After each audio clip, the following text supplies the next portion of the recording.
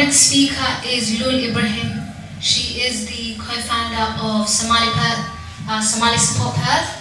A lot of you may know Luul as one of the great Somali leaders in the city. She'll take it after. As a Somali Support Perth, it's a non-profit organisation that has been, like I was mentioning, established in 2019.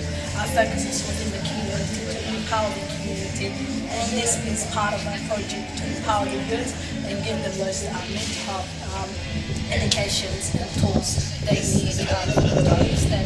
So yes, we are targeting especially the Somali community.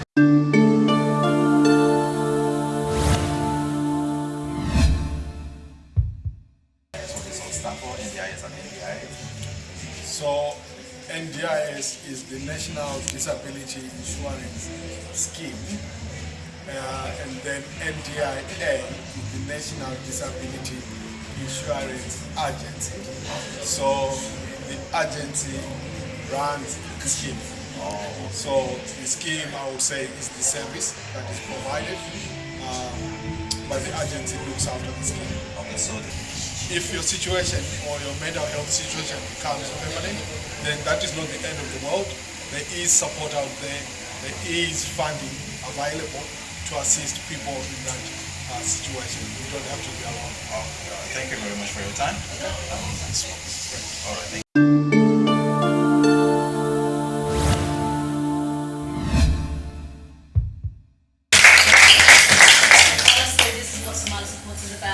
Empowering you guys, letting you, this is, for you guys to continue.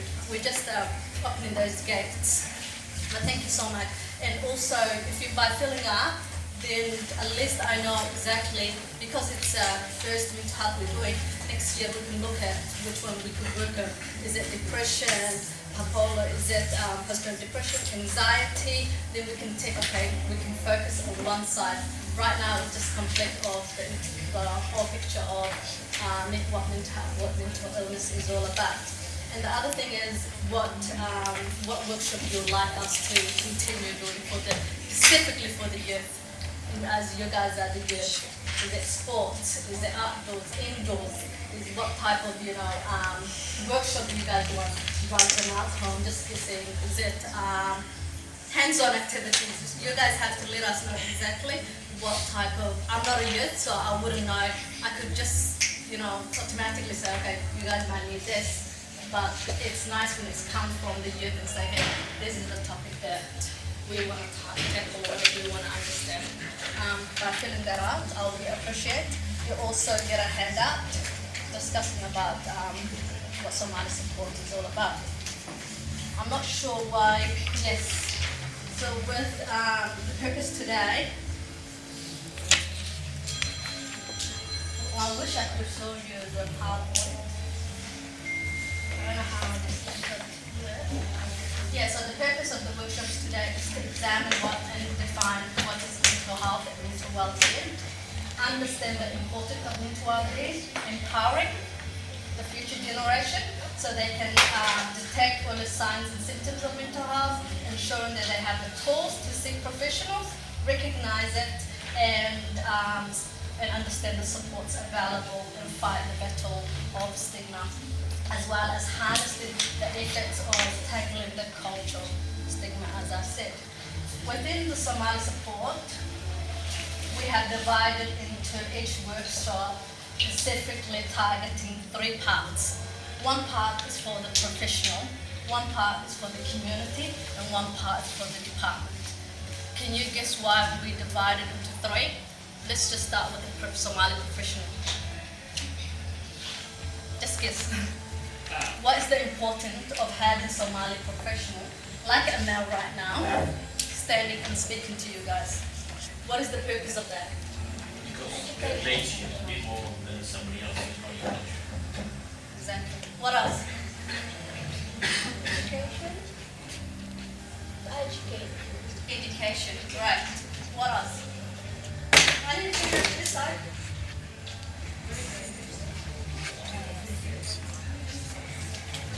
Someone to look up to. Sorry? Someone to look up to.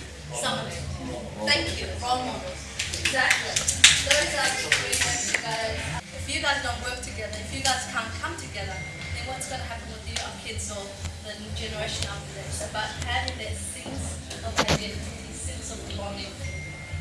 And also promoting and influencing, sharing the religion, the culture, the values and the standards, as well as accessing to knowledge and understanding skill sets.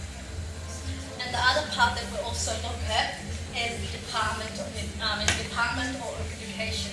Why do you think that I bring, let's just say, the headspace here before, and also the suicidal prevention? What was the purpose of it? What was the purpose for them to attend, to speak? Awareness for those services that are available in the community that might not be aware. Thank you. I think I'm going to give you a trophy. MashaAllah. What else? Why do we need for you guys to understand these other organizations? I could have just left them out. Sorry? So we're aware of the resources that are available. Exactly. And that's the whole purpose of it. It's about, number one, networking and stockholder engagement for even within our professionals to network with them, and as well as, how she said, provide access and learning tools, guidelines, and also identifying the gaps. And locating resources. Those are the three reasons why, as a Somali support, that we focus on to empower you all to continue. And the last thing is thank you to, this was funded by the Health Alliance as well as partnered with City of Cosmos. I would like to acknowledge and thank them. Part of the workshop is to acknowledge. And also, once again, thank you so much for being part of Somali Support.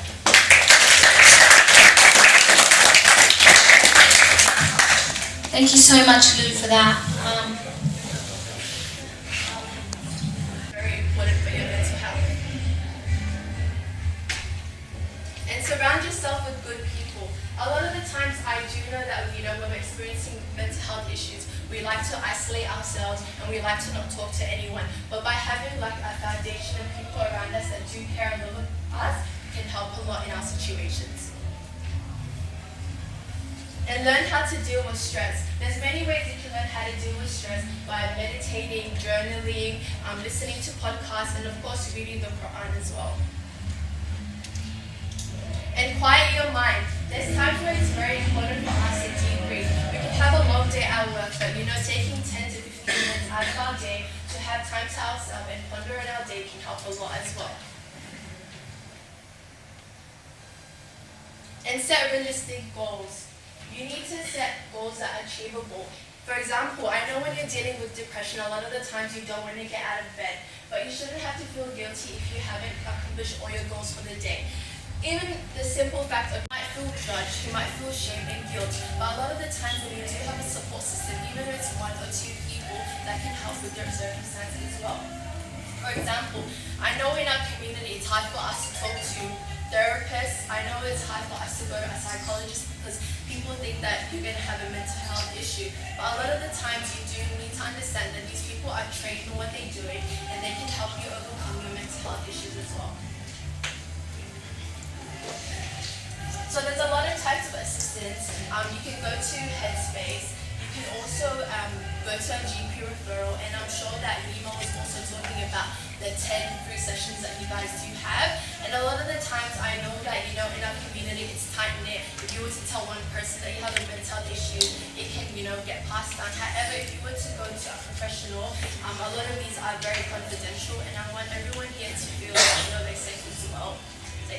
Thank you guys for all listening. If you guys do need, any talking to talk to me, anything like that, I'm available after this session, and everything's going to be confidential as well. Okay, thank you so much, Ram.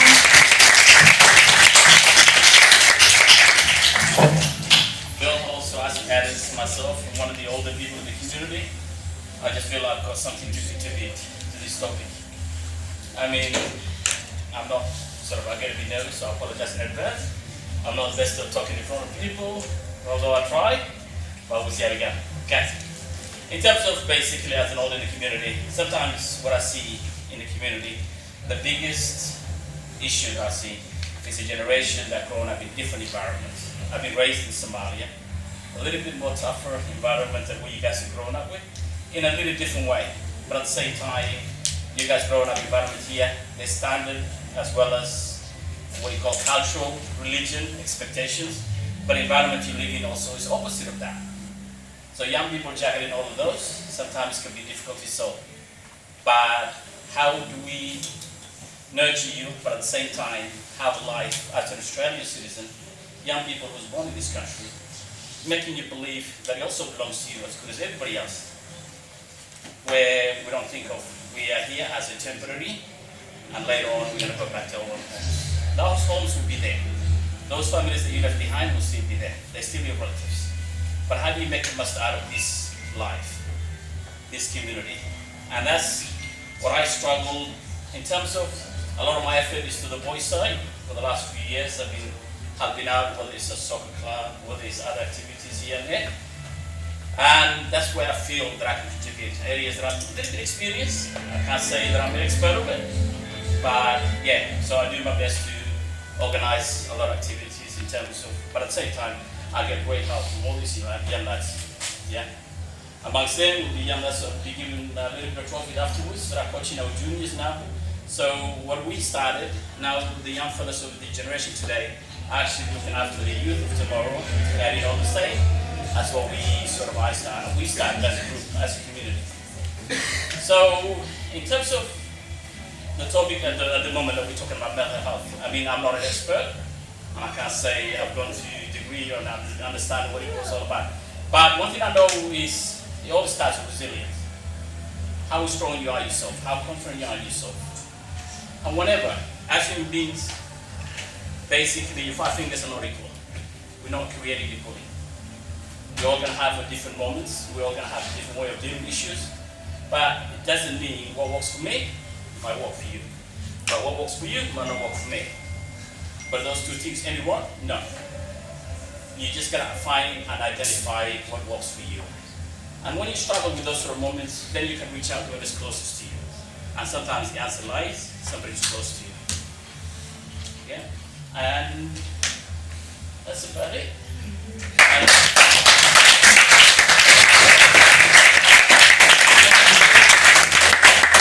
Just later on, we also have a presentation for our NDIA teams. So today we're talking about mental health and how it affects every one of us. So those things like anxiety, depression, feeling not so good on a certain day can happen to any one of us. I think we agree on that. But sometimes, okay, sometimes things go beyond that. So sometimes a mental health situation can become permanent. By that I mean one can go to a GP, then refer to that psychologist or psychiatrist, and their situation is diagnosed to be permanent. So it becomes something that one has to live with for the rest of their lives. So what that means is mental health can also be considered as a disability if it becomes permanent. So the line between something that can be managed on an ongoing basis and it being a disability is the permanency. So if one is diagnosed and we realize the situation is now permanent, that's what it is, then it's also a different ballgame altogether. Because remember, we're talking about stigma. When it becomes permanent, the level of stigma, I think, goes even a little bit more higher. Because one, you manage with medication, but there's no chance that the situation might reverse itself. Okay? So, what I'm here to say is, if that happens, and this can happen to any one of us. It does not discriminate.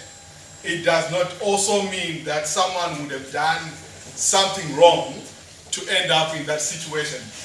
So it can happen. It happens in families, it happens to individuals, it happens to people that we know. So if that happens, I'm here to tell you that there is some help out there that can also be provided. I know we talked about the 10 sessions that you can access through your mental health care plan, but beyond that, if that is a permanent situation, then you can get support through the National Disability Insurance Scheme. So probably most of you would have heard about NDIS. You hear about it every day on the TV, people complaining. But that is meant to provide support to people with permanent disabilities. So if it happens, what I would want to encourage all of us is that if it happens to anyone that we know, let us support them, or let us push them towards them getting support rather than pulling them down. Because the temptation is like you want to distance yourself from them. But believe me, if we support them, if we give them all the support necessary, their quality of life will also improve.